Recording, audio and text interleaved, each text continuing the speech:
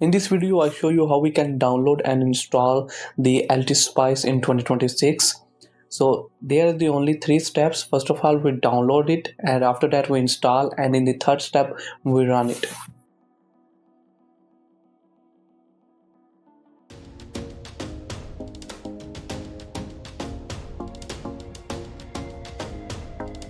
So first of all, you need to be open your Chrome and search with the LTSpice download on this web page. I try to be put the link of this web page in the description, then you can directly access that web page. So make sure you accept all cookies here and scroll down. There's the option for downloading the LTSpice. This is for Windows, this is for Mac, and this is for Windows ARM64.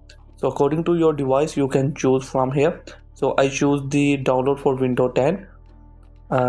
Click on it and then save. Downloading is start. It's take the few minutes depending on your internet speed, and after that I show you how we can install it. This is the last year video in which I explain the LTSpice for totally beginner tutorial. So in the 8 minute you can understand how you can use the LTSpice from scratch. So the link of this video in the description, then you can directly access it, or maybe into the I button. Now the LTSpice is completely download. That is the step for installation. So right click on it and click on open, click on run here. Now the LTSpice setup window is running.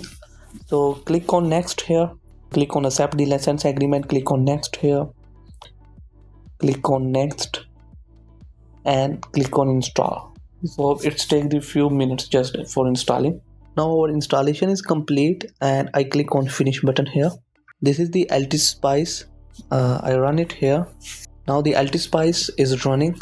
So this is the LTSpice software first look when you first time install and or run it. There are the lot of components which you can choose from here and place it. This is the vault, this is the ground, and then you can do the wiring.